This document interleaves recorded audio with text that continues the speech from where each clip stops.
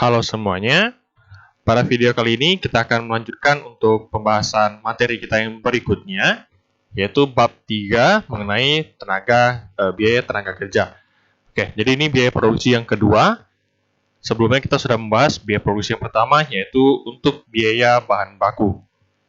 Oke, jadi kita mulai dari pengertian tenaga kerja itu sendiri. Nah, tenaga kerja itu secara singkat dalam sebuah pabrik, berarti orang yang kerjanya di pabrik. Atau orang yang kerjanya kalau di kantor berarti yang kerjanya ada di kantor. Nah, secara simpel, jadi tenaga kerja adalah orang yang kita bayar tenaganya, kita bayar jasanya, karena apa? Karena kita mendapat manfaat dari orang tersebut. Jadi ada orang berikan jasanya kepada kita, kepada perusahaan, maka kita bayar jasa yang telah diberikan tersebut. Simpelnya seperti itu. Kalau untuk di pabrik ya berarti jasa yang diberikan apa? Yaitu jasa untuk mengolah bahan baku menjadi suatu produk. Ya, itu contoh untuk yang misalnya di pabrik. Kalau di kantor ya berarti kayak kasir, keuangan, accounting, orang gudang, orang lapangan, kayak gitu. Oke. Nah, untuk penggolongan biaya tenaga kerja, ada beberapa cara penggolongan. Pertama, kalau berdasarkan fungsinya. Nah, fungsi itu sendiri ada 3, yaitu ada fungsi produksi, ya sudah jelas berarti ada yang di orang-orang yang di pabrik. Fungsi pemasaran berarti si marketing, kemudian fungsi administrasi berarti orang-orang kantor, kayak gitu. Nah, untuk membedakannya, untuk pembedaan ini fungsinya untuk apa? Jadi kita bisa tahu nih mana yang tergolong kepada biaya produksi, biaya tenaga kerja untuk produksi, mana yang biaya tenaga kerja untuk yang non produksi, kayak gitu. Kalau fungsi produksi berarti kan tenaga kerja yang ada di pabrik, yang berhubungan langsung dengan kegiatan produksi. Kalau yang pemasaran sama administrasi, otomatis sudah pasti non-produksi, kayak gitu. Nah, kalau berdasarkan kegiatan departemen dalam perusahaan. Jadi nanti di sebuah perusahaan itu dibagi ke beberapa departemen pastinya. Ya, jadi sebagai contoh nih, di sini ada. Jadi departemen dibagi menjadi 2 dulu, ada yang produksi, ada yang non-produksi. Yang produksi itu sendiri bisa dibagi ke beberapa departemen lagi, bisa pulp, kertas, finishing, ataupun misalnya bagian pengecatan, bagian packaging, bagian pengurusan mesin misalnya, atau bagian pengolahan, bagian cutting, ya banyak lah. Kalau yang non produksi misalnya yang kayak di kantor, bagian keuangan, bagian accounting, HRD, pemasaran, kemudian bagian logistik, apalagi bagian audit, internal misalnya. Ya, jadi banyak departemen-departemen yang muncul di dalam sebuah perusahaan. Apalagi kalau dia kegiatannya ada yang produksi sama yang di kantor, kayak gitu. Oke, kalau dibagi berdasarkan jenis pekerjaan, nah contoh di pabrik ada operator mesin misalnya, kemudian perakit komponen, ada supervisor yang mensupervisi atau yang mengawasi kegiatan produksi. Nah, nanti bakal dibagi, digolongkan lagi, berarti upah untuk operator apa? Operator mesin, berarti istilahnya upah operator. Kalau untuk perakit komponen, istilahnya upah perakit komponen dan upah supervisor, kayak gitu. Nah, nanti penggolongan ini untuk apa sih? Jadi untuk mengetahui ini karyawan nanti bakal dibebankan atau bakal masuk ke kelompok golongan biaya yang mana. Ya, contoh kayak operator mesin atau perakit komponen. Kita lihat dulu, mereka berhubungan langsung nggak sama kegiatan produksi? Kalau iya, berarti masuk ke tenaga kerja tenaga kerja langsung. Kalau yang kayak supervisi, berarti kan cuma hanya mengawasi. Nah, itu masuk ke biaya tenaga kerja tidak langsung. Jadi untuk kepentingan pencatatan akuntansi. Lanjut, yang keempat, berdasarkan hubungannya dengan produk. Nah, ini sudah sering saya bahas. Kalau tenaga kerja langsung, mereka langsung mengolah si produknya, langsung bersentuhan sama produknya dengan tangan mereka, dengan keahlian mereka mengolah si barang mentah menjadi barang dalam proses, menjadi barang jadi. Nah, itu disebut dengan tenaga kerja langsung. Dan komponen BTKL ini masuk ke biaya produksi. Dan dia berdiri sendiri sebagai BTKL. Kalau yang BTKTL, yang tenaga kerja tidak langsung, mereka tidak berhubungan langsung dengan produk. Ya, Contoh kayak mandor, mereka kan hanya mondar-mandir, ngecek quality, ngecek proses produksi, tidak langsung bersentuhan dengan produknya, tidak mengolah secara langsung. Ya, satpam misalnya kan itu juga jaga keamanan. Nah, semua biaya itu tergolong ke biaya tenaga kerja tidak langsung. Kalau BTKTL berarti masuk ke komponensi BOP. Ya, yang tenaga kerja tidak langsung masuk ke komponen BOP. Itu hanya mengulang yang kemarin sudah pernah kita bahas. Nah, di sini berikutnya ada akuntansi untuk biaya tenaga kerja. Jadi kita mencatat secara accounting bagaimana sih pencatatan akuntansi untuk masing-masing tahapan dalam pembayaran dari pencatatan gaji hingga pembayaran gaji. Oke, jadi dalam akuntansi biaya tenaga kerja kita perlu beberapa hal.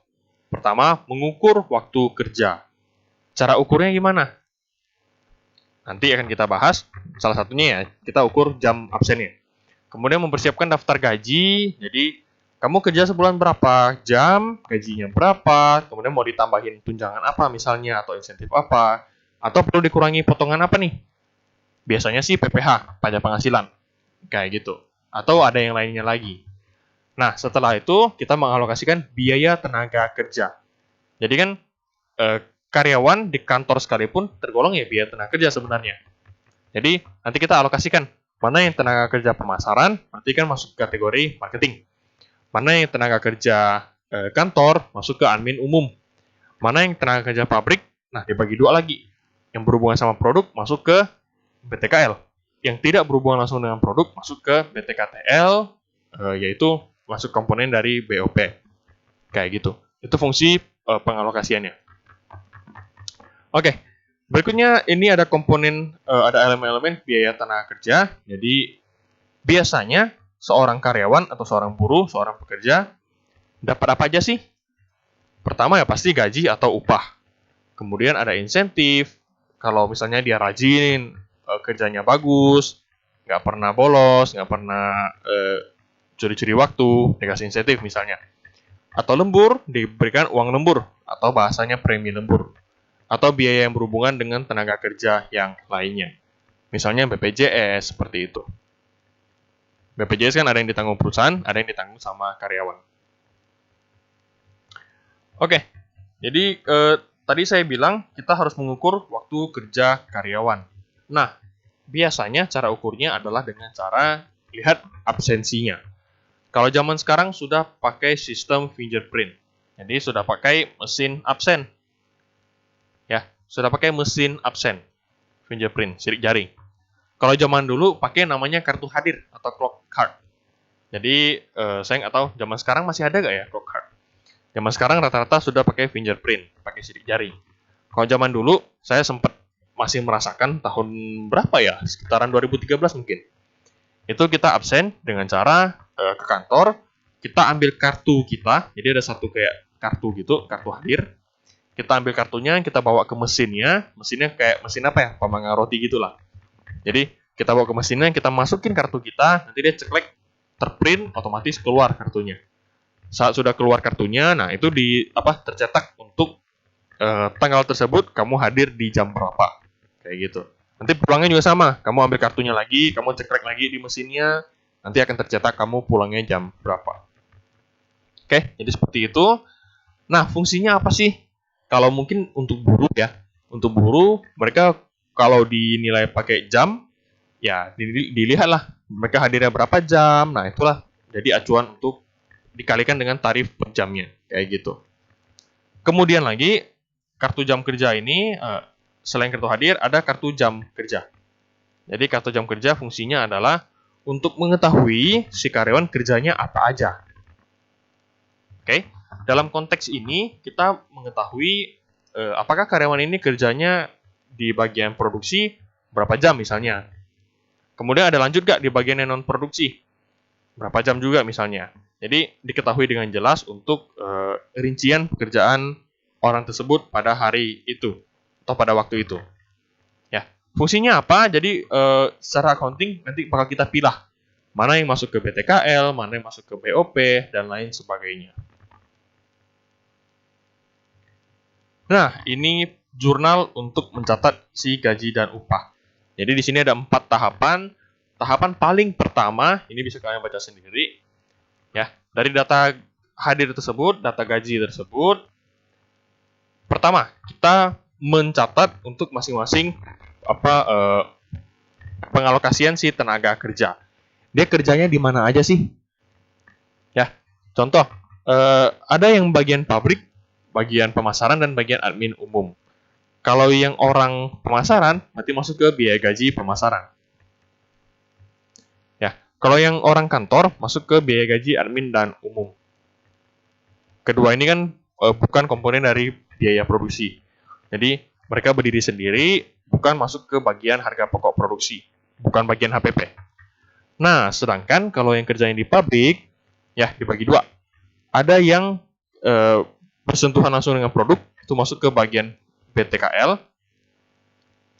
Kalau yang tidak bersentuhan langsung dengan produk, contoh kayak mandor, satpam, itu masuk ke bagian tenaga kerja tidak langsung, yaitu komponen dari BOP. Ya, atau singkatnya ya masuk ke BOP lah, biaya overhead pabrik. Kemudian kita mengkreditkan biaya gaji dan upah. Pak, kok biaya bisa disebut kredit? Jadi ini hanya perantara aja. Nah, di tahapan kedua, kita mendebit kembali biaya gaji dan upah tersebut. Kemudian kita munculkan hutang PPh karyawan dan hutang gaji dan upah. Nah, jadi setelah tahapan pertama kita mengalokasikan pembiayaannya, di tahapan kedua kita mencatat bahwa kita berhutang atau kita punya kewajiban untuk pertama membayar kepada karyawan atas gaji dan upah mereka. Kemudian kedua, kita berkewajiban menyetorkan pajak penghasilan karyawan yang kita bayarkan gajinya sebelumnya. Oke, jadi kita mendebit kembali biaya gaji dan upah, kemudian kita mengkreditkan atau memunculkan hutang PPh karyawan sekian dan hutang gaji dan upah sekian. Biasanya ya saat pembayaran gaji dan upah, kalau misalnya kamu ada perhitungannya lah ya. Kalau misalnya kamu dikenakan pajak, berarti perusahaan yang harus memotong PPh kamu tersebut. Jadi setelah dipotong, kamu akan PPh-nya akan disetorkan kepada negara. Nah, ini adalah tahap pemotongannya. Oke, setelah dipotong, diakui sebagai hutang PPh karyawan, next, tahapan ketiga, kita bayar gaji tersebut. Kalau gaji bayarnya ke siapa? Yaitu bayarnya ke karyawan. Jadi kita menjurnal hutang gaji dan upah pada kas. Ya, karena kita sudah akui hutang sebelumnya, jadi di sini kita mendebit hutang gaji dan upah saat realisasi pembayaran ke karyawan. Kreditnya kas atau bank lah. Kalau tahapan ketiga pembayaran gaji, nah tahapan terakhir itu penyetoran PPh-nya. Jadi kita setorin PPh tersebut ke kas negara. Kita mendebit hutang PPh yang sebelumnya sudah kita catat, kemudian kreditnya adalah kas. Seperti itu. Oke, itu untuk si pencatatan secara accounting-nya. Nah, di sini ada contoh 3.1. Jadi contoh perhitungan dan penjurnalan untuk gaji dan upah. Oke, 3.1. Ada sebuah perusahaan, PT Satelit, punya 2 karyawan. Namanya Daniel dan Gunawan. Nah, kemudian secara singkat, menurut kartu hadir, Daniel bekerja selama seminggu sebanyak 50 jam. Gunawan juga 50 jam, tapi tarif mereka berbeda. Kalau Daniel 50.000 per jam, Gunawan 62.500 per jam. Nah, selain dapat penghasilan, mereka juga akan dipotong pajak sebesar 10% dari total upah yang diterima. Oke, tarifnya Pak, kenapa 10%? Ya, kita tidak perlu membahas untuk tarif perpajakannya, tapi secara simpel kita lihat aja. Pokoknya di soal ditentukan pajaknya berapa persen, kita pakai langsung. Di sini ditentukan 10%. Ya udah, kita pakainya 10%. Oke, di sini ada rinciannya. Jadi si Daniel dari kartu hadirnya, kita lihat ya kartu job time tiketnya. Pesanan 108 dikerjakan oleh Daniel memakan waktu 20 jam. 110 25 jam. Nah, ada waktu untuk menunggu persiapan pekerjaan, yaitu 5 jam. Bisa aja pemanasan mesin, atau misalnya dia standby, total 5 jam. Gunawan 15 jam untuk 108, pesanan 108, 25 jam untuk 110, dan untuk menunggu persiapan pekerjaan 10 jam. Pak, apa bedanya? Nah, kalau yang kita produktif, yang berhubungan langsung sama produk, itu masuk ke bagian BTKL. Kalau yang standby seperti ini, ya, yang tidak produktif, tidak berhubungan sama produk, kita masuk ke bagian BOP. Jadi pokoknya kalau ada keborosan, ada yang standby, ada yang waktu persiapan, itu semua masuk ke bagian BOP. Pokoknya selama kamu tidak langsung terjun untuk mengelola produk, kamu masuk ke BOP. Kalau memang kamu mengolah produknya langsung, masuk ke BTKL, kayak gitu. Jadi biaya tenaga kerja langsung itu murni untuk mengolah produk aja. Bukan yang aneh-aneh, bukan yang standby, bukan yang menunggu persiapan, kayak gitu. Oke, kita diminta untuk menghitung jumlah upah masing-masing orang serta buat jurnalnya.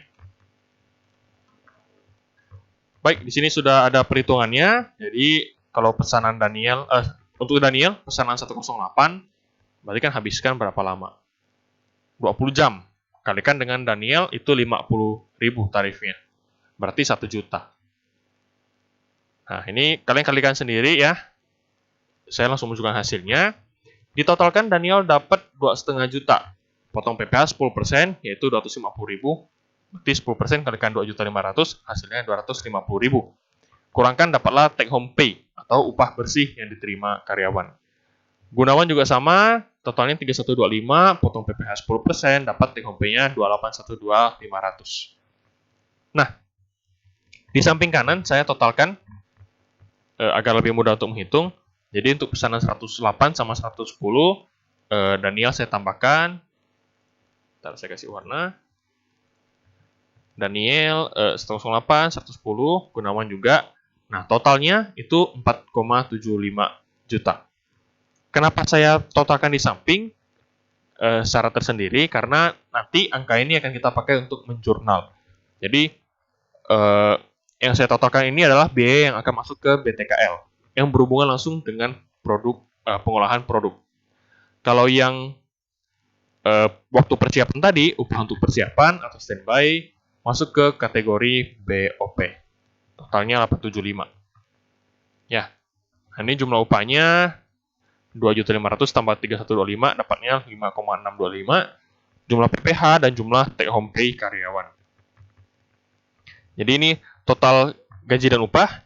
Kemudian ini adalah PPh yang harus kita potong dan kita setor ke negara. Kemudian yang paling bawah ini adalah total yang bersih yang akan diterima oleh si karyawan. Atau dipakai di tahap yang ketiga, kalau PPh yang tahap keempat. Kayak gitu. Oke, kita masuk ke penjurnalannya. Jadi tahapan pertama kita mencatat, karena ini cuma 2 karyawan, kemudian kegiatannya hanya ada yang BTKL sama BTKTL. Jadi yang BTKL masuk ke barang dalam proses strip BTKL, 4,75 juta. Itu yang tadi saya totalkan. Kemudian yang masuk ke BOP itu yang waktu persiapan tadi, total 875. Berarti beban gaji dan upah 5625, sama dengan data kita sini. Oke. Di sini 5625. Kemudian tahapan kedua kita mencatat mendebitkan beban gaji dan upah lagi dan mengkreditkan hutang. Hutang PPh-nya berapa, hutang gaji dan upah berapa ke karyawan. Tahapan ketiga berarti kita merealisasikan pembayarannya. Bayar ke karyawan berarti bayar yang upah untuk karyawan aja. Kalau yang pajak berarti bayarkan yang PPh. Itu tahapan keempat. Hutang PPh karyawan pada kas. Seperti itu. Oke, berarti jurnalnya udah selesai. Ada 4 tahapan. Misalnya, Pak, tidak ada PPh nih. Udah, berarti PPh di sini ya tidak perlu kamu munculkan. Kemudian tahapan keempat ya berarti nggak ada. Kan tidak ada PPh yang kamu potong. Kayak gitu ya. Misalnya tidak ada PPh. Kalau ada ya pasti perlu dimasukkan. Oke. Kita lanjut. Ada yang namanya insentif. Jadi insentif biasanya itu diberikan, tujuannya biar karyawan seneng lah, termotivasi untuk bekerja. Di sini dikatakan untuk mendorong produktivitas pekerja. Kayak gitu. Biar apa? Biar makin semangat, lebih produktif, menghasilkan lebih maksimal lagi, lebih banyak lagi. Oke, jadi insentif didasarkan atas waktu kerja, hasil yang diproduksi, atau kombinasi keduanya. Jadi untuk dapat menerapkan rencana upah insentif yang baik, maka harus diperhatikan hal-hal berikut ini. Pertama, seorang pekerja memiliki kemungkinan untuk menghasilkan di atas jam standar yang ditetapkan. Jadi jangan sampai kamu kasih insentif malah sia-sia, tidak ada benefitnya. Kemudian diberikan balas jasa yang memadai. Sama juga, ya, jangan sampai kasih insentif malah seneng, malah nggak masuk karyawannya, malah pergi malam minggu.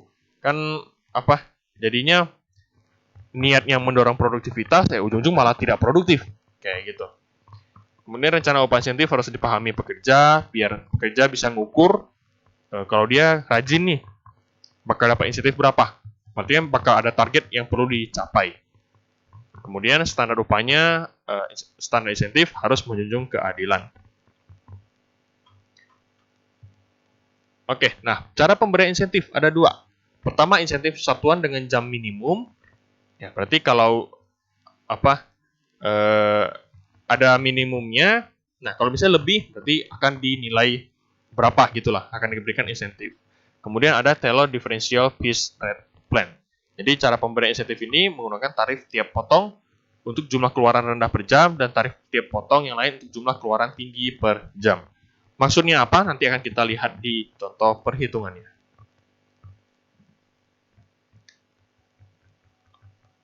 Oke, ini contoh 3.2 jika insentifnya diberikan dengan satuan jam minimum. Jadi jika menurut pengalaman dibutuhkan waktu 5 menit untuk menghasilkan satu satuan produk, maka dalam 1 jam kan ada 60 menit. Berarti bisa menghasilkan 12 satuan. Nah, jika upah pokok sebesar 12.000 per jam, jadi 1 jamnya 12.000, maka tarif upah per satuan adalah Rp1.000. Jadi gini, satu barang kamu bisa bikin dalam waktu 5 menit. Berarti dalam 60 menit kamu dapat 12 barang. Nah, dalam 1 jam atau dalam 60 menit ini kamu dibayar 12.000 per jamnya. Berarti kan dalam 1 jam dibayar 12.000. Dengan dibayar 12.000 kamu bisa menghasilkan 12 barang. Berarti satu barangnya kurang lebih ya dikenakan biaya 1.000. Oke. Pegawai yang tidak dapat menghasilkan jumlah standar per jam, misalnya dia ini kan satu produk 5 menit, 1 jam harusnya dapat 12 produk. Kalau misalnya dia nggak sampai 12 produk, ya udah nggak apa-apa. Tetap diberikan 12.000 per jam. Jadi mau dia capai 10 doang atau 9 doang, tetap dibayar 12.000. Nah, kalau dia bisa menghasilkan dalam 1 jam nih, normalnya 12, dia bisa hasilkan 15. Bagaimana cara pembayarannya?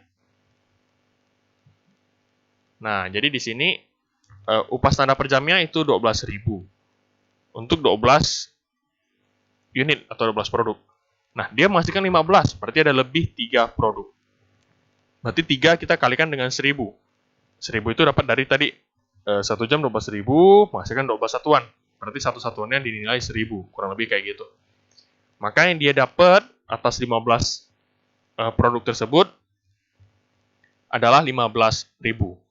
Jadi 12.000-nya itu yang utama atau yang minimumnya, 3-nya itu insentif. Oke. Jadi total yang diterima pegawai 15.000 per jam. Jurnalnya apa? Karena ini berhubungan sama produk, jadi produknya semakin banyak yang diproduksi, maka masuk ke BTKL. Karena kan ini biaya tenaga kerja langsung pastinya. Pak, kok bisa tahu biaya tenaga kerja langsung? Ya iya, dia berhubungan langsung dengan produk. Karena ya dia bisa menghasilkan 12 produk atau 15 produk atas dirinya sendiri. Jadi atas usahanya, dia bisa menghasilkan satuan produksi sesuai kemampuannya dia. Kayak gitu. Ya, jadi jurnalnya 15.000 untuk si barang dalam proses strip BTKL di sebelah debit, kreditnya beban gaji dan upah 15.000. Ini saya pakai yang tahap pertama aja. Oke, nah yang contoh 3.3 nih. Jadi kita pakai yang Taylor Differential Piece Rate Plan. Jadi karyawan dapat menerima upah 42.000 per hari untuk 7 jam kerja. Misalnya, rata-rata seorang karyawan dapat menghasilkan 12 satuan per jam, sehingga upahnya per satuan adalah Rp500. Oke, dapat dari mana? Nah, kita lihat, jadi sehari dia dapat upah 42.000. Untuk 7 jam kerja, berarti kita bagi 7, sejamnya itu 6.000. Nah, 1 jamnya dia bisa dapat 12 satuan. Berarti satu satuannya dihargai Rp500. Nah, dalam Taylor Plan ini, misalnya, tarif 500 per satuan untuk karyawan yang menghasilkan 15 satuan atau kurang per jam. Nah, kalau misalnya tarif yang kedua, itu Rp700 per satuan untuk karyawan yang menghasilkan 18 satuan per jam. Kayak gitu. Oke, hitunglah upah per jam karyawan jika satuan yang dihasilkan ada yang 13, ada yang 15, dan ada yang 18. Oke, tarifnya ingat ya, pokoknya 500 per satuan jika menghasilkan 15 satuan atau kurang, kemudian 700 jika menghasilkan 18 satuan per jam. Oke, nah di sini kalau yang menghasilkan 13